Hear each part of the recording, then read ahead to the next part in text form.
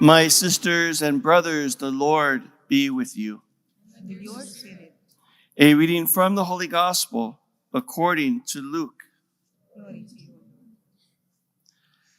Jesus said to his disciples, "To you who hear, I say, love your enemies, do good to those who hate you, bless those who curse you, pray for those who mistreat you. To the person who strikes you on one cheek, offer the other one as well. And from the person who takes your cloak, do not withhold even your tunic. Give to everyone who asks of you, and from the one who takes what is yours, do not demand it back. Do to others as you would have them do to you. For if you love those who love you, what credit is that to you? Even sinners love those who love them. And if you do good to those who do good to you, what credit is that to you? Even sinners do the same. If you lend money to those from whom you expect repayment, what credit is that to you?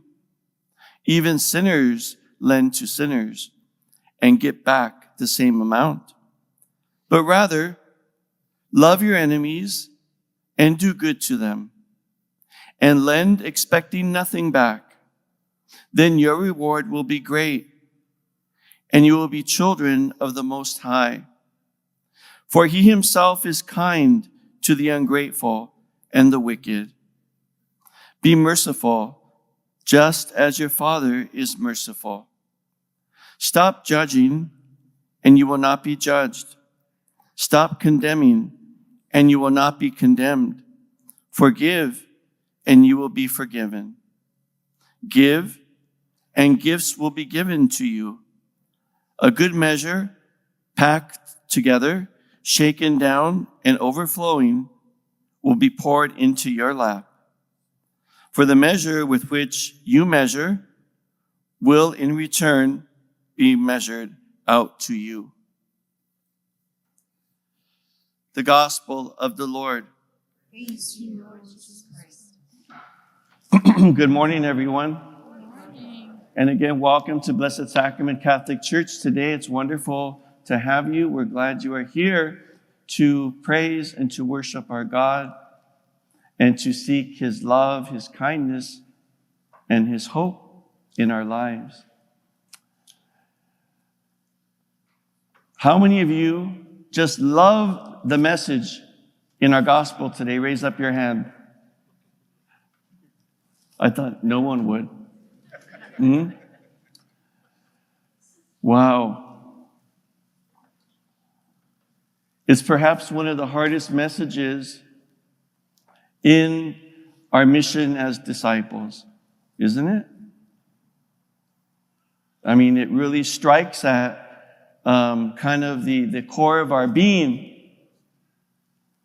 Because I'm sure as we were reflecting on the words today, we were kind of thinking to ourselves, gosh, it's really easy to love that person.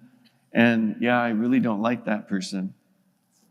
And I've had issues with that person and so forth. And I'm sure that all of us were kind of thinking of our own lives and how this message applies to us and is somehow unraveling within us. When I was in a junior in high school, it was 1981, and I was a junior at St. Francis High School in La Cañada. And it was one of my best years. I loved junior year. And so anyway, junior year was a great year, and spring came, and we started thinking about colleges and our futures and so forth. And then I remember, I think it was about lunchtime, and we were all, having lunch, all the boys, and all of a sudden, it was announced that Pope John Paul II had been shot in St. Peter's Square. It was, I think, in spring of 1981. And so, they kind of said, please come to the classrooms right away. And we're going to be praying for the Pope. He's been shot. And we were stunned. And we couldn't believe it. And then when I got home, my mom was watching the news and she said, "Did you hear it?" I said, "Yes, Mom, I heard at school today that someone shot the Pope." And so they were showing, the images of that moment. It was like, oh my God, who would do such a thing? And the whole world was shocked and angry. And there was a lot of hatred that was being built up within so many people. And of course, rightly so, because we love the Pope and said, who would do such a thing? And so a lot of people were, saying, we got to get back at him, yada, yada, and what have you. And the Pope went to the hospital. We didn't know if he was going to make it. So the whole world was praying. And the Pope, thank God, recovered, a miraculous recovery. And he says that he attributes his miraculous healing and comeback to Our Lady of Fatima, because he had a great devotion to our Blessed Mother. And he said, it was the Blessed Mother who saved me. I'm convinced of it. So time passed. And then all of a sudden, there's this image which I still remember in my mind today. And it was all over the world, all over the newspapers, of John Paul II sitting right next to the man who shot him. Do you remember that picture? And there he is. And everybody said, what's he doing? Why is he there? How could he do that? The man tried to kill him. We don't really know the conversation that St. John Paul II now had with Aliaca, but we could only imagine. And I think that it was an image that will be forever in our hearts. And it's an image that brings to life and makes real the message in the gospel today. Because, of course, in the eyes of the world, Atka was the enemy. And he was the one who we should turn our hatred to. He is the one who should be punished, and of course he was in jail, in prison. But John Paul turned the tables on the world and said, no, I need to go to him. I need to reconcile with him. I need to forgive him. And it was just like, wow, what is he doing?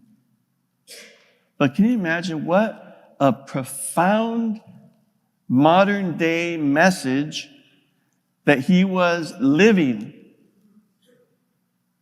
in the modern world.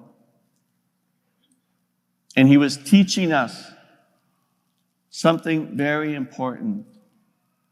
Just like Jesus says in the gospel today, to love your enemies.